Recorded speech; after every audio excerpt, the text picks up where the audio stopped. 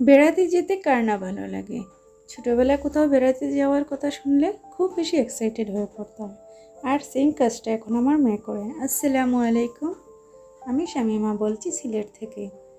Bangladeshi blogger Shamima চ্যানেলে আপনাদের সবাইকে আর একবার স্বাগত জানাই।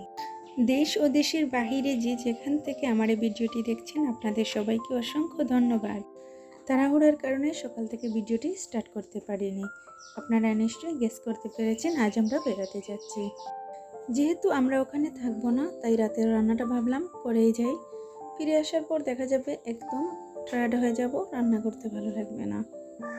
তো চলে এলাম মূল আলোচনায়। আজ আমি একটি ইউনিক রেসিপি রান্না করব। আমারও ফার্স্ট এক্সপিরিয়েন্স, আজ আমি প্রথম রান্না করছি, তাই ভাবলাম আপনাদের সাথে শেয়ার করি। কি বলবো, রান্না করার পর এর টেস্ট এত ভালো লেগেছে আমি আপনাদের সাথে শেয়ার না করে থাকতে পারলাম না। আর এই তো আপনারা দেখতে পেয়েছেন আমি কচুর ডাঁটার আঁশ পরিষ্কার করে তারপর কেটে নিয়ে ধুয়ে নিয়েছি। কচুর ডাঁটার মধ্যে যেহেতু একটু কুটকুট ভাব থাকে বা চুলকায়, সেজন্য আমি সামান্য লবণ হলুদ দিয়ে 30% সেদ্ধ করে নেব। আর এখানে আমি কচুর ডাঁটার জন্য চিকেনগুলো পরিষ্কার করে ধুয়ে নিচ্ছি। ডাঁটাটা 30% ভাপ দেওয়া হয়ে গেছে, এখন আমি নামিয়ে ফেলছি। চলে এলাম মূল রান্নায়। এখানে আমি কড়াইতে পরিমাণ মতো তেল দিয়ে 1 চা চামচের চাইতে একটু বেশি রসুনের পেস্ট দিয়ে দিলাম। রসুনটা সামান্য ভাজা হয়ে আসলে আমি এখানে 1 চা চামচ আদা পেস্ট দিয়ে দিলাম। এখানে আমি 2 ধাপে দিয়েছি। তারপর আমি 1/2 কাপ পেঁয়াজ কুচি দিয়ে মশলাটা ভালো করে কষিয়ে নেব।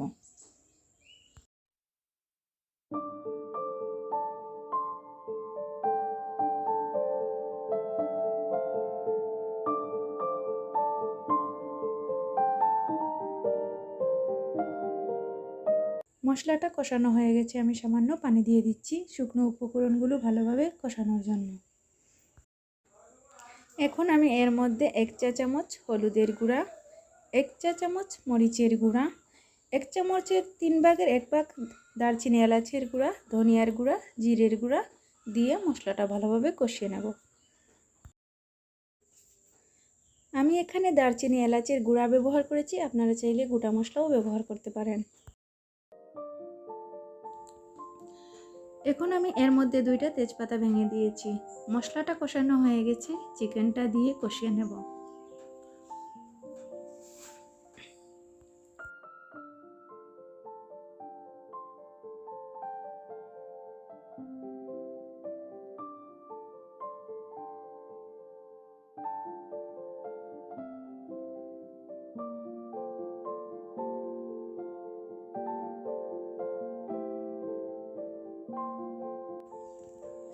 এ পর্যায়ে চিকেনে কোনো পানি অ্যাড করব না। চিকেন থেকে যে পানি বের হবে সেই পানিতেই চিকেন সেদ্ধ হয়ে যাবে। যে কোনো মাংসের মধ্যে এক্সট্রা পানি অ্যাড না করাই ভালো।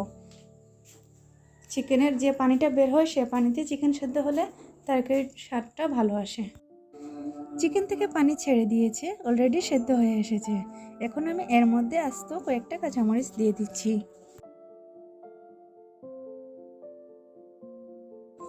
চিকেনটা আমার পুরোপুরি কষানো হয়ে গেছে। এবার আমি সেদ্ধ করে রাখা কচু ডাঁটা দিয়ে দিচ্ছি। সেদ্ধ করা মানে 30% সেদ্ধ করে রেখেছিলাম, সেই ডাঁটাটা এখন চিকেন আর মশলার সাথে ভালোভাবে কষিয়ে নেব।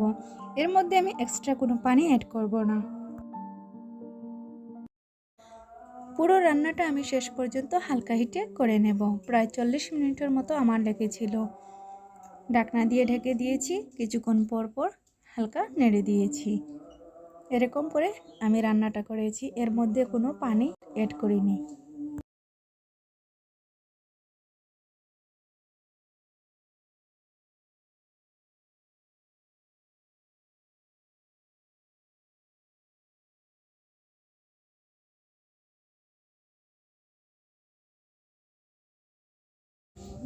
আর এই তো আমার রান্নাটা কমপ্লিট। দেখতেই কত লোভনীয় লাগছে, খেতেও অসম্ভব স্বাদ হয়েছিল। আমার কাছে এই রেসিপি খুব ভালো লেগেছে, তাই আমি আপনাদের সাথে শেয়ার করেছি। অবশ্যই ট্রাই করে দেখবেন, মিস করবেন না। এরই মধ্যে 11:30 বেজে গেছে। আমরা রেডি হয়ে বাসা থেকে বের হয়ে গেছি। আজ আমি যেখানে বেড়াতে যাচ্ছি সে সম্পর্কে কয়েকটা কথা না বললেই নয়। গত কয়েকদিন যাবৎ আমি অনেক বেশি সাফারে ছিলাম, আর সেই মুহূর্তে ওনারাই আমাকে অনেক বেশি সাপোর্ট করেছেন। উপকারীর উপকার স্বীকার করা কৃতজ্ঞতা। যারা মানুষ তারা অবশ্যই উপকারীর উপকার স্বীকার করবে। সত্যি কথা বলতে অনেক আপনজনেরাই অনেক সময় অনেক কিছু করে না। আমি সবার কথা বলছি না। অনেক সময় দেখা যায় অনেক দূরের আত্মীয়রাও অনেক কিছু করে যা আপনজনের কাছ থেকেও পাওয়া যায় না। কথা বলতে বলতে এক পর্যায়ে ডান পাশে তাকাতেই দেখি সেই সেন্টার, যে সেন্টারে 2015 সালে আমার বিয়ে হয়েছিল। তো সেন্টারটি দেখে অনেক কথাই মনে পড়লো। যাক, সেই কথা আর নাইবা বললাম, চলে এলাম মূল ভিডিওতে।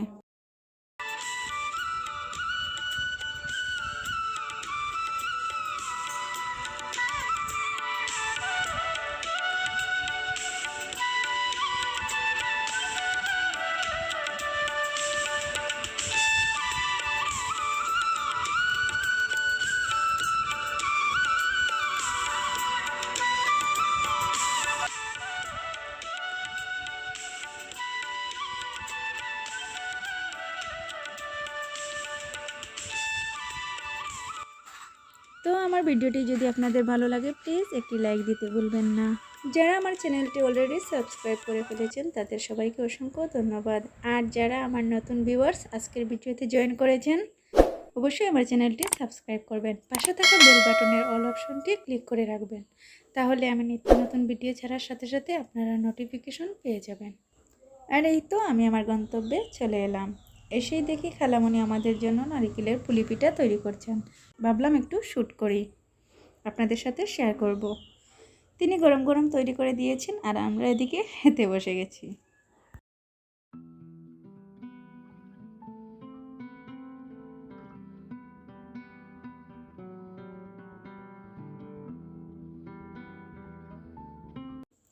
নাস্তা শেষ করে বাইরে চলে এলাম। ভাবলাম একটু বাইরের পরিবেশটা শ্যুট করে আপনাদের সাথে শেয়ার করি। তো এখানে দেখছি ওনারা অনেক সবজি লাগিয়েছেন। বাসা বাড়িতে থাকলে এরকম পরিবেশ দেখা যায় না।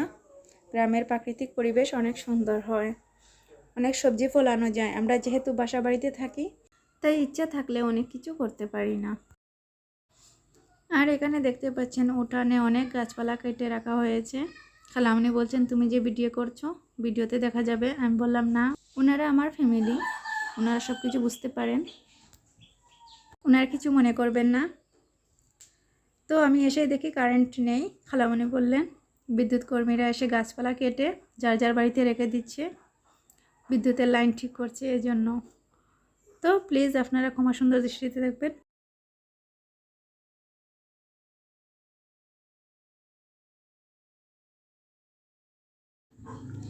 আর এই তো ছাদে যাচ্ছি, ছাদটাও একটু ঘুরে আসি।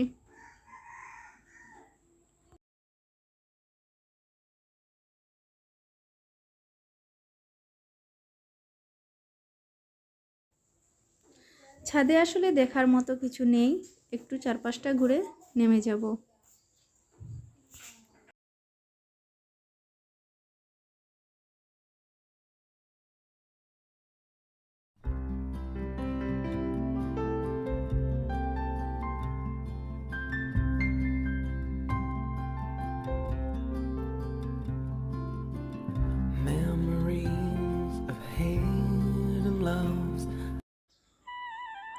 এই তো বাড়ির পেছন দিকটা দেখতে চলে এলাম। এবার পেছনের দিকটা দেখে এত ভালো লেগেছে, গ্রামের প্রাকৃতিক পরিবেশ। এদিকে খালামণি টেবিলে খাবার বেড়ে আমাদের ডাকছেন খাওয়ার জন্য। তো অন্ধকারের মধ্যে কি দেখাবো ঠিকমতো দেখাতে পারিনি, আর খাবারটা খেয়েই আমরা বেরিয়ে যাব।